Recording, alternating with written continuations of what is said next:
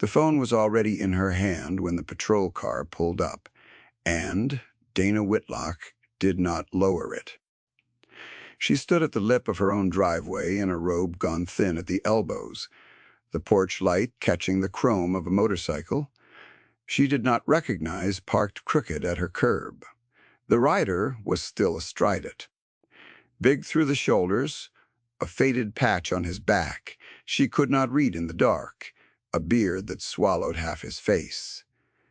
Her daughter was on the lawn behind him, barefoot, shaking, wrapped in a stranger's jacket that hung past her knees.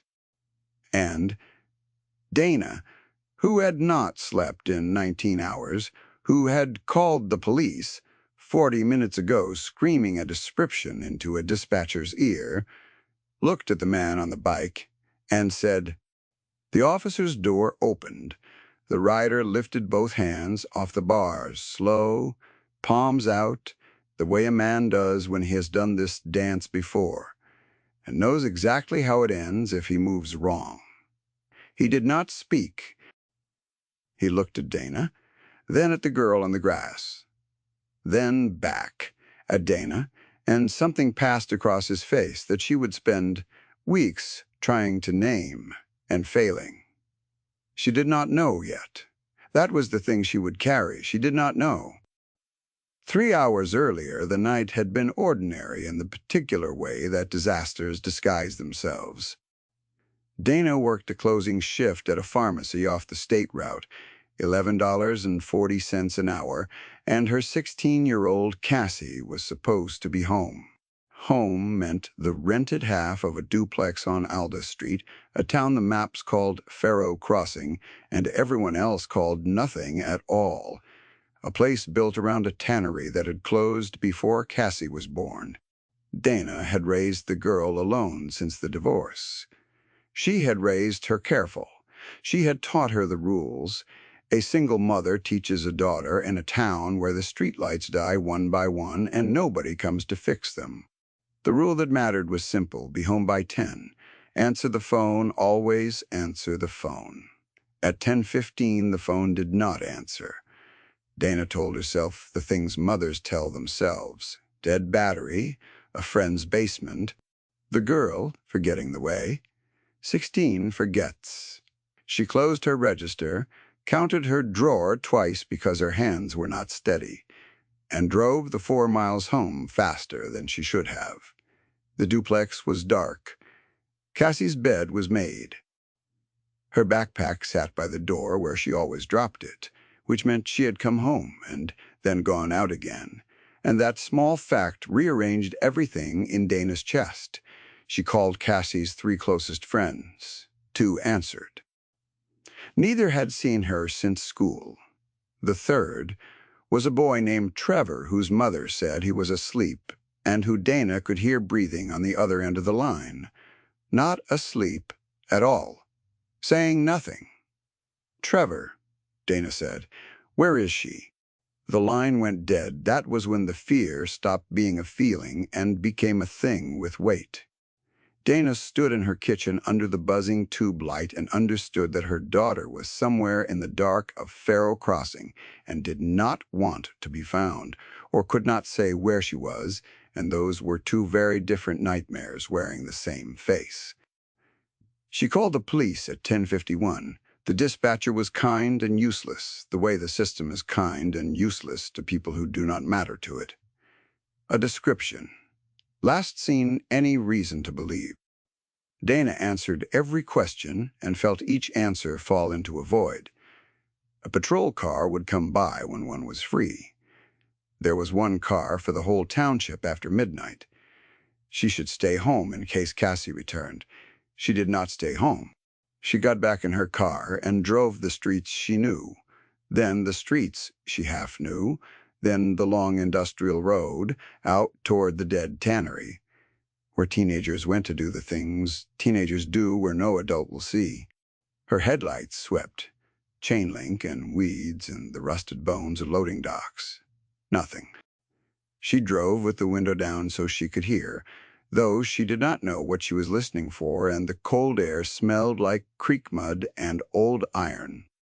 She passed the gas station at the corner of Aldous and Route 9, the only light for a mile, and the boy behind the counter looked up from his phone and then back down, and she thought about stopping to ask him, and knew he would not have seen anything, knew it the way you know things in the worst hours, and drove on.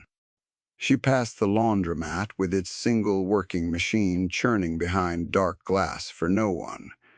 She passed the lot where the carnival set up 2 weeks a summer. Empty now, the grass flattened in rectangles where the rides had stood. Every place she passed was a place Cassie was not, and each one stacked on the last until the weight of all the empty places was a physical thing pressing on her chest. She tried the phone again at a red light that had no reason to be red. No cross traffic, nothing. Just a machine cycling through its colors for an empty intersection at midnight. It rang 4 times and went to the voicemail. Cassie had recorded when she was 13, a younger and sillier voice than the girl had now, and hearing it, Dana made a sound she did not recognize as her own. She hung up before the beep. She could not leave a message. There was nothing to say into a void that would not make the void larger. A train went through somewhere south, long and slow, the horn carrying flat across the dead town, and she pulled over on the gravel shoulder and put her head against the wheel and let herself shake for exactly as long as the train took to pass. When the last car had gone and the crossing bells stopped, she lifted her head and wiped her face on the sleeve of her work shirt and put the car back in gear, because the shaking was a luxury and her daughter was somewhere, and the only thing a mother gets to do with a feeling like that is drive.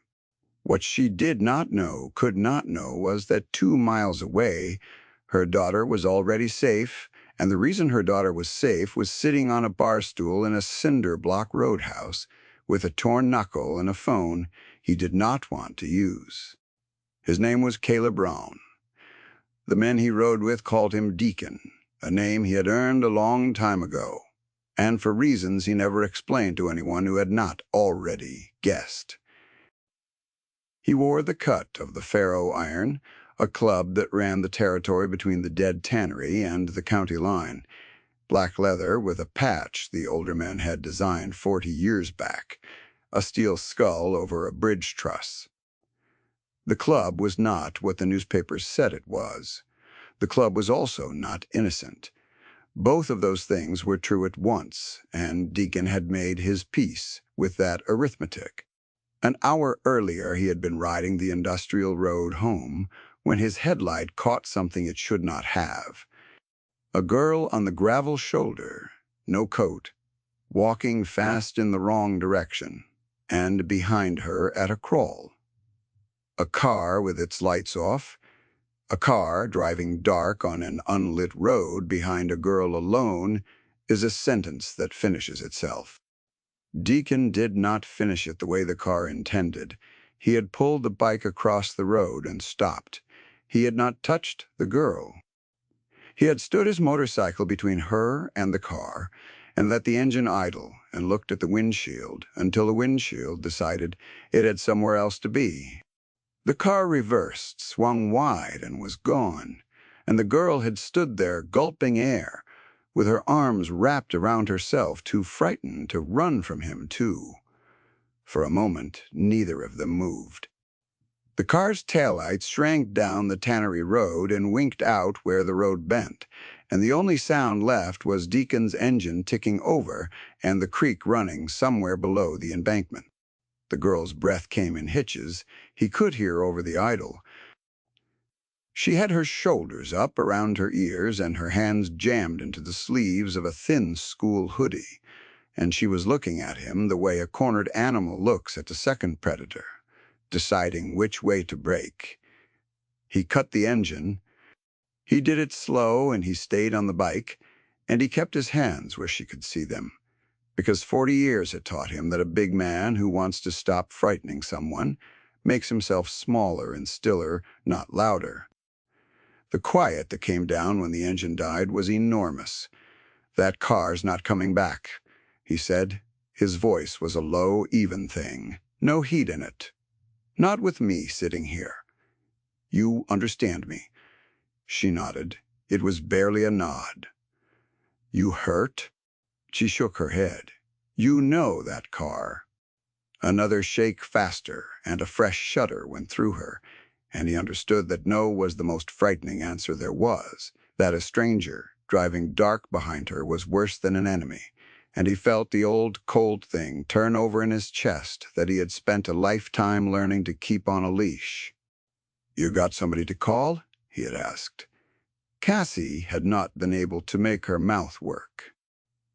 She had given him a phone with a cracked screen and a dead battery, and started to cry, the deep, ugly crying of a child who has just understood how close the edge was. So Deacon had done the only thing a man like him knows how to do with a frightened kid and a dead phone at midnight. He had taken her somewhere with light and people and a landline the roadhouse the club used, and he had set her at the end of the bar away from the noise, and he had gotten the bartender's wife to sit with her, and he had tried to find out who to call. The girl knew her mother's number by heart the way kids that age sometimes still do. He dialed it from the bar phone. It rang and rang into the void of a woman driving the industrial road with her window down, and went nowhere. He tried 4 times into nothing. What Deacon should have done, what the smart and self-protecting thing would have been, was call the police, hand them a scared kid, and ride away clean. He knew that. Every man in the club knew the math of being a patched rider with a teenage girl in his keeping at midnight. The math was ugly, and it did not care about the truth. He looked at the girl, shivering at the end of the bar, and he did the dangerous thing instead. He decided to take her home himself, because a kid that's scared should not spend another hour in a strange place, and because the address she finally choked out was 8 minutes away, and because some part of him that he did not examine could not stand to leave her there. He did not know her mother had a description of his bike, his cut, his beard, screaming through a dispatcher's headset. He did not know he was about to ride straight into it. The porch light, the robe, the phone already up and filming. The single word, him. The officer who got out of the patrol car was young, and being young, he was frightened. And being frightened in front of a patched outlaw on a residential street at 1 in the morning, he did everything by the loudest version of the book.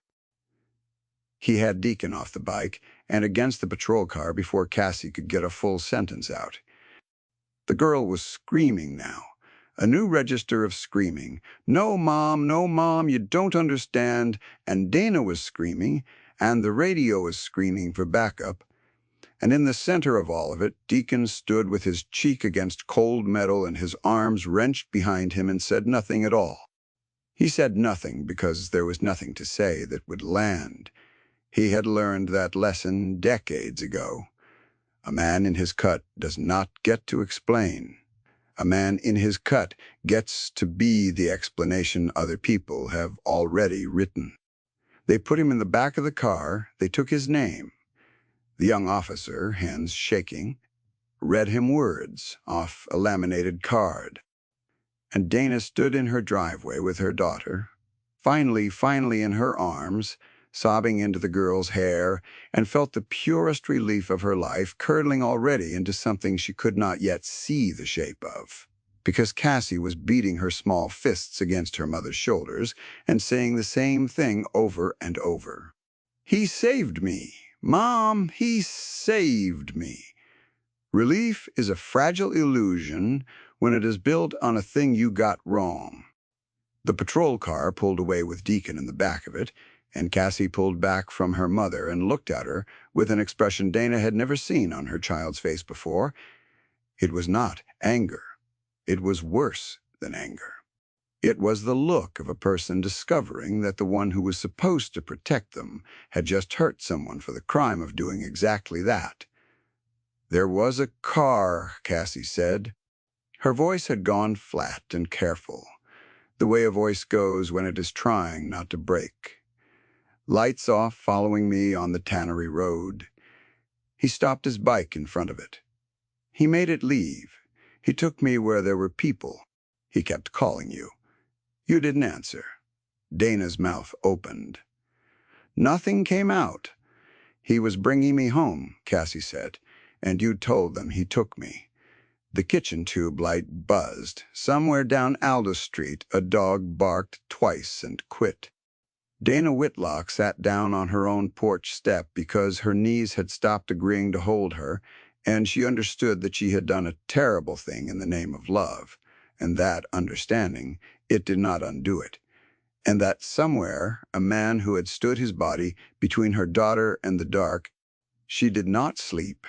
She sat on the step until the sky went gray and the birds started, and she rebuilt the night 100 times, and every version ended the same way. She had been given a gift, and she had called it a crime. In the morning, she went to the station. The desk sergeant was a heavy-set man with reading glasses pushed up on his forehead, and he listened to her with the patience of someone who has heard every kind of recanting there is. "People take it back," his face said. "People always take it back." Dana told him about the car with its lights off. She told him she had been wrong, that the man had not taken her daughter but saved her, that she wanted to amend her statement. Withdraw it, undo it, whatever the word was. The sergeant took off his glasses. "Ma'am," he said, not unkindly, "it doesn't work like that. You don't own the case. The county does. You reported a member of the Faro Iron grabbing your kid off the street. That's not a thing that just goes back in the box." "But it isn't true. What's true and what's filed are two different animals," the sergeant said. And there was something tired and honest in how he said it, a man who had watched the gap between those two animals his whole career. "There's people upstairs who have wanted a reason to put a hook in that club for years. You handed them one with your name on it. You walking it back now, day after, looks like a club leaned on you. Which, between us, is exactly what they'll say happened, whether it did or not." Dana felt the floor of her understanding drop another level. "So, what do I do?" The sergeant put his glasses back on, which was its own kind of answer, the conversation ending. "You get a lawyer for the man if you mean what you say. And you understand that the people who want this case aren't doing it for your daughter. They never were. She did not have money for a lawyer. She had $11.40 an hour and a duplex with a leak in the back bedroom. But she had a name now, the Faro Iron, and she had a daughter who would not look at her, and she had a debt she did not know how to begin to pay. It was Cassie who made the first move. That afternoon, while Dana was at a shift she could not afford to miss, the girl walked the 4 miles out the industrial road to the Cinderblock Roadhouse, and she went inside, 16 years old and trembling, and she asked for the man who had helped her. The roadhouse went quiet, the way a room goes quiet, when something it does not understand walks in. Then a woman came out from behind the bar, the same woman who had sat with Cassie the night before, and put a hand on her shoulder, and the quiet changed temperature. The man who came to the door was not Deacon. He was older, much older, white in the beard, broad as a doorframe, and twice as still. The patch on his chest read President over the steel skull and bridge. The others called him Hollis. He looked down at the girl for a long moment, and the girl looked up at him and did not run, and that not running was the first thing that told Hollis she was telling the truth before she said a word. "He's in county," Hollis said. His voice was a low gravel that she felt in her sternum. "Bail hearing tomorrow you came here. Why?" "Because it's my fault." Cassie said, "My mom called the police. She didn't know. I have to tell someone the truth, and nobody at the station would listen to me because I'm a kid." Hollis was quiet for a long time. Then he did a thing that nobody in that room expected. He pulled out a chair, the same end of the bar, and he sat down across from her, an old outlaw and a frightened girl. And he said, "Tell me, start at the car with no lights," she told him. He listened the way few adults in her life had ever listened, without interrupting, without deciding ahead of time what kind of story it was going to be. When she finished, he sat back, and the look on his face was not warmth. Exactly. The men of the Faro Iron did not deal in warmth, but it was the next thing over from it. "Your mother," he said. "She still think she did wrong. She knows she did. She went to the station this morning. They told her she can't take it back." Hollis nodded slowly, like a man confirming the depth of a hole he had measured many times before. "No," he said, "they wouldn't.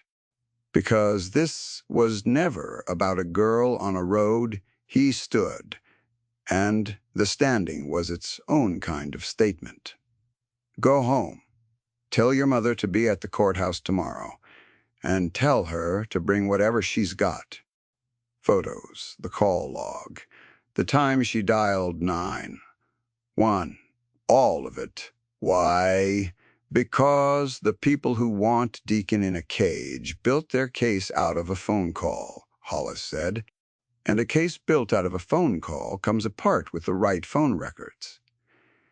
Dana came home to find her daughter sitting at the kitchen table, with a kind of resolve that aged her 5 years. Cassie told her everything. And Dana, who had spent the day moving boxes of pills with hands that would not stop shaking, sat across from her child and listened, and at the end of it she did not argue and she did not collapse. She got up, and she went to the drawer where she kept the things that mattered, and she took out her phone and her old paper bank statements and the printout of the pharmacy schedule that proved where she had been, and she laid them on the table. "Then we go to the courthouse," she said. The county courthouse was a flat brick building with bad fluorescent light, and a parking lot that filled, the next morning, with motorcycles. Not a swarm, not a threat, a row. The Faro Iron parked in formation along the back of the lot, chrome catching the early sun, 20-some riders standing beside their bikes with their hands folded and their faces still doing nothing, saying nothing, simply being there. And that simple being there was louder than any noise they could have made. The man who wanted this case, and there was a man, learned within 10 minutes that there would be witnesses. Dana arrived to find them already in place. She had braced herself for noise. For the version of the Faro Iron the news had taught her to expect: engines revving, men shouting, a spectacle. There was none of that. The bikes were lined nose out in a single rank, polished, identical in their discipline, and the men stood beside them in the cold with coffee in paper cups and said nothing to anyone, least of all to her.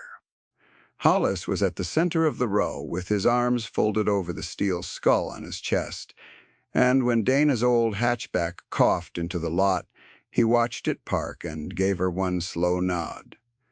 The kind a man gives across a distance to mark that he has seen you and you are accounted for, and then looked away to leave her the dignity of walking in alone. Cassie was beside her. The girl had insisted on coming, had put on the one dress she owned, and brushed her hair flat, and she walked the length of that motorcycle row with her chin up, though her hand found her mother's halfway across the lot and held it hard. As they passed, one of the riders, an older man with a gray ponytail and reading glasses incongruous on his weathered face, touched 2 fingers to his brow at the girl. Not at Dana, at the girl, the one who had walked 4 miles. Cassie's grip tightened and her step did not falter, and Dana felt the size of what her daughter had become out there on the Tannery Road and in the days since, and her own smallness beside it. His name was Garrett Pell, and he was an assistant prosecutor with ambitions that ran past the county line. Dana saw him before she knew who he was. A clean suit in a building full of work clothes, polished shoes on scuffed linoleum, a man who looked like he had never once in his life worried about an $11 wage. He had built a small career out of the ferro iron, the way some men build careers out of a single enemy. And he had been waiting a long time for a charge with a civilian's name attached, a real victim, a mother and a child, the kind of case that puts a man's face on the news. And the mother had come to take it apart. The hearing was supposed to be a formality. Pell stood and spoke about a dangerous criminal organization, about a vulnerable minor, about the necessity of denying bail to protect the community. He spoke well. He spoke like a man who had given the speech in the mirror. He gestured once toward the back of the room where Dana sat and called her the victim's mother and used her like a prop without once looking at her face. Then Deacon's lawyer, a tired public defender who had clearly expected to lose this one, stood and said that the victim's mother wished to address the court, and Garrett Pell's smooth face did something it had not planned to do. Dana stood up. Her knees were doing the thing again, the not holding thing. But she stood anyway, and she held the edge of the wooden rail in front of her, the way Cassie had held the stranger's jacket on the lawn, and she made her voice come out level, even though it cost her everything she had. "My daughter wasn't taken," she said. "She was saved." The room went still. She told it plainly. The dead phone. The car with its lights off on the Tannery Road. The man who put his motorcycle between her child and that car and made it leave the roadhouse with people and light. The 4 calls to her phone while she was driving the streets, with her window down, screaming. A description into a system that took 8 hours to send one car. She held up her phone. She read the times out loud. The call from the Roadhouse landline at 11:40, 11:44, 11:51, 11:58. 4 calls. A man trying to bring a child home. "I made a mistake," Dana said.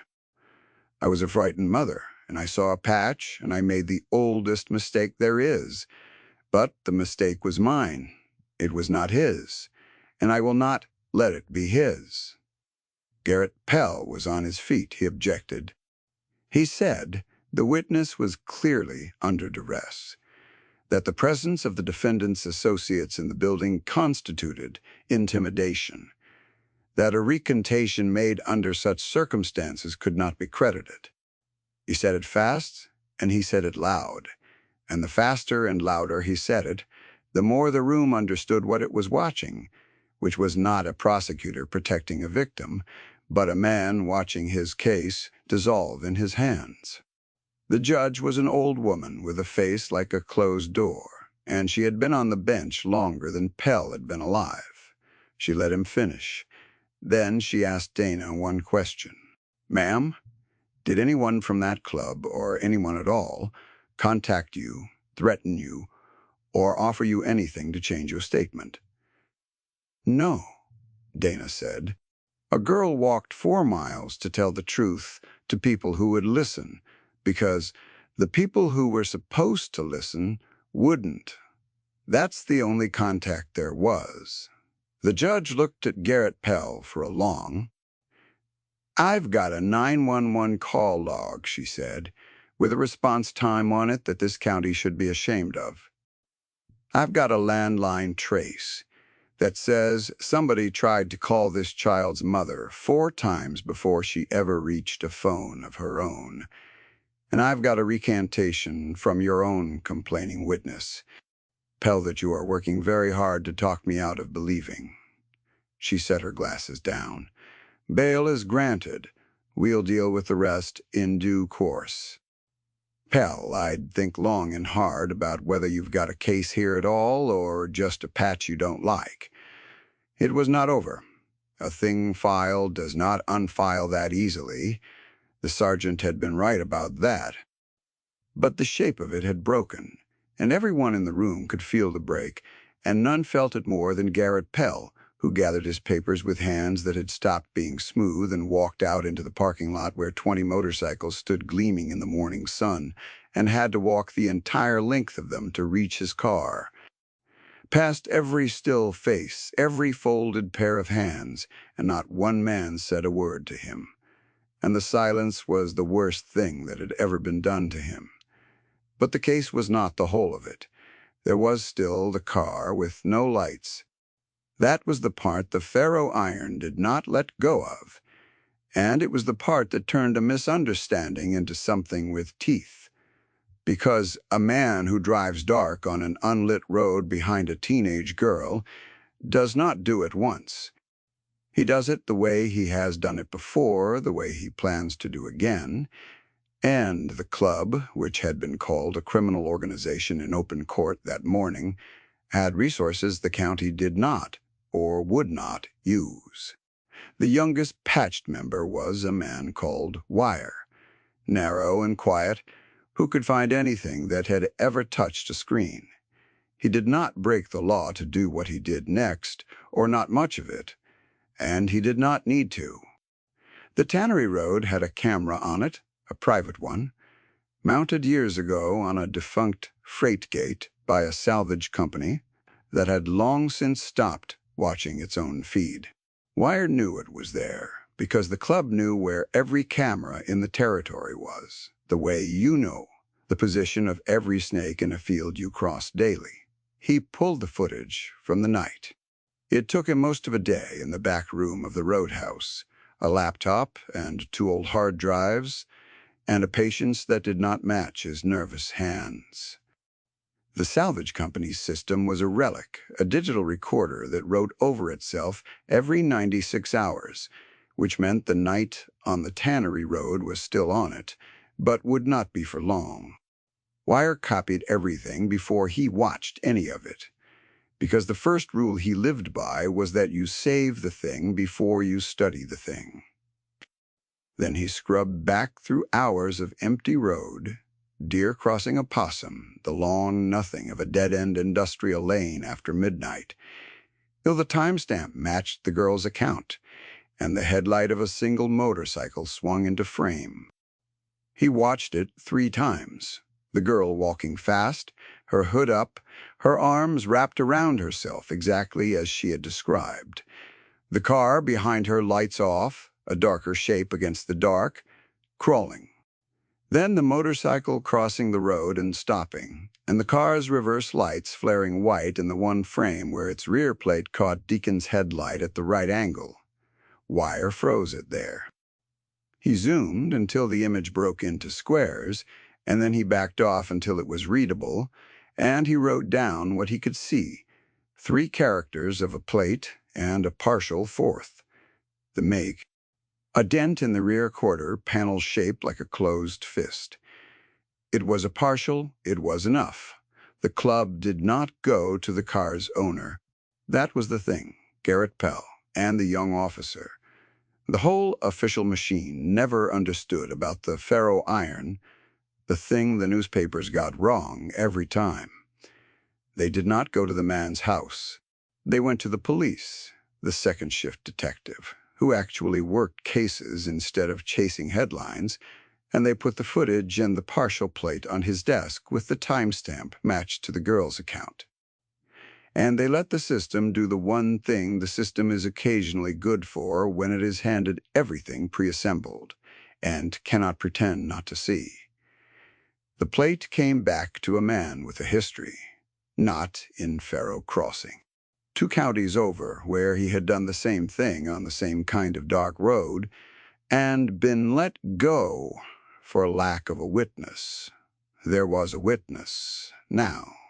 There was a girl who had described the car before she ever knew there was footage, and the footage matched the girl. And the man, 2 counties over, had a pattern that a real detective, handed a real thread, could pull until the whole thing came apart. Garrett Pell, who had wanted so badly to put the Faro iron on the news, got his wish in the end, in the worst possible way. The news ran the story of the predator, caught on the Tannery Road. It ran the response time on the 911 call. It ran the detail that the man who had stopped the car, the man the county had arrested and tried to deny bail, was a member of the very club the assistant prosecutor had spent his career vilifying.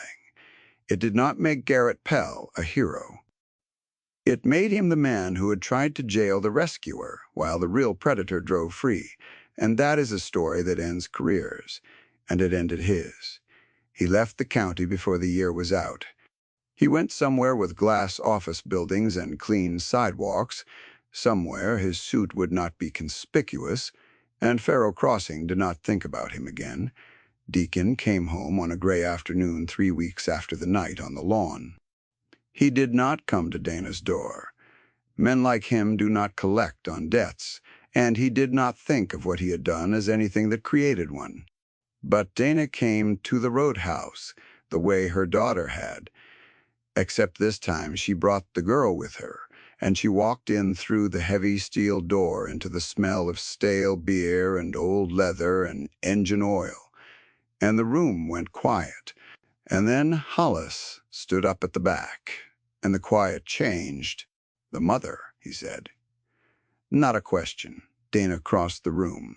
It was the longest walk of her life, longer than the courthouse, longer than the night on the industrial road. She stopped in front of Deacon, who sat at the bar with a cup of coffee and a torn knuckle gone to scar, and she did not know what she had come to say until she said it. "I called you the worst thing a person can be called," she said. "On my own lawn, with my daughter telling me I was wrong, and me not hearing her, you stood there and let them take you, and you never said one word in your own defense." Deacon looked at her. His eyes were not unkind. "Wouldn't have helped," he said. "Man like me, the patch talks first." He turned the coffee cup a quarter turn on the bar, a small thing, a thing to do with his hands. "You came to the courthouse. You stood up in front of that whole room and told it. True when telling it true cost you something. Not many do that." He looked at Cassie, half behind her mother, and the next thing he said to the girl, "Your kid walked 4 miles to people. She had every reason to be scared of. Stood right where you're standing. Wouldn't leave till somebody listened." He looked back at Dana. "That's where she gets it. Wherever you think you went wrong, you raised that." Dana's throat closed. She had braced for judgment and gotten the one thing she could not brace for. Hollis came down the length of the bar then, slow, and he stopped beside Deacon. And he looked at Dana and her daughter with the weight of a man who decides things and does not unaside them. "You're in Faro Crossing," Hollis said. "Hard town. Streetlights die and nobody fixes them. Police take 8 hours and a clean suit takes the rest." He let that sit. "You and the girl come up short? You got car trouble? You got a man following you down a dark road? You don't call the county." He nodded once at the steel door, at the bikes beyond it, at the whole improbable shape of what they were. "You call here." It was not a sentence with the word family in it. The Faro iron did not use words like that. But Dana understood that she had been given something her town did not give and her country did not give. A number to call when the lights went out, and she understood that her daughter had earned it for both of them by being braver at 16. She did not cry. Her composure was the only thing she had walked in with, and she meant to walk out with it. She put her hand out, and Deacon looked at it and shook it, his torn-knuckled hand around her pharmacy counter hand, and that was the whole of the ceremony. The drive home was quiet. The streetlights on Alda Street were dead. all of them the way they had been for years. But 2 days later, a truck Dana did not call came down the street in the afternoon, and a man in a ferro iron cut and a hard hat that did not quite fit him put a ladder against the first dead pole and changed the bulb, and then the next and the next, all the way down the block, and rode off before she could come out to ask. Nobody said who sent them. Nobody had to.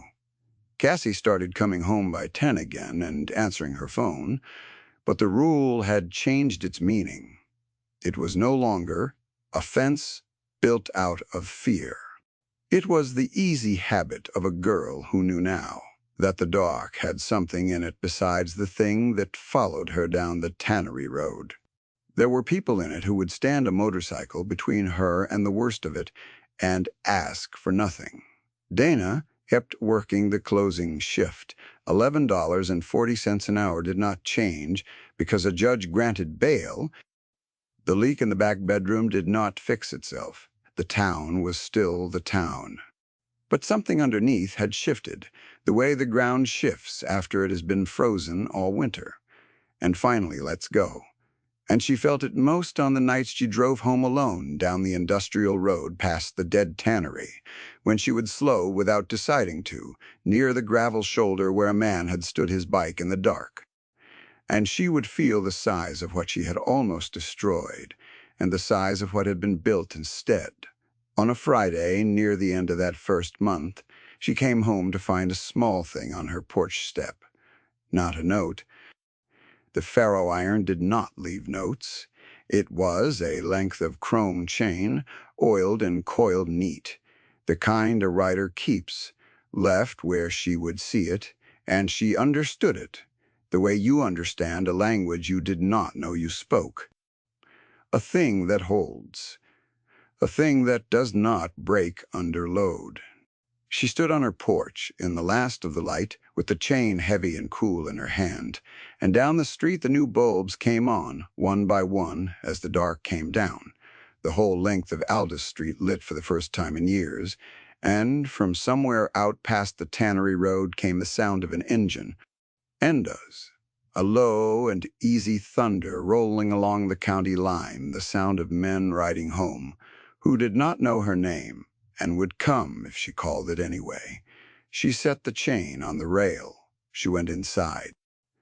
Cassie was at the kitchen table doing homework under the buzzing tube light, home by 10, safe, and she looked up when her mother came in, and, for the first time since the night on the lawn, there was nothing careful in the look. Just a girl glad her mother was home.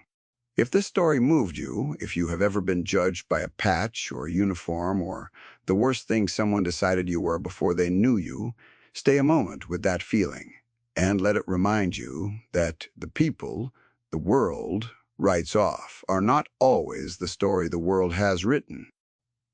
Thank you for listening.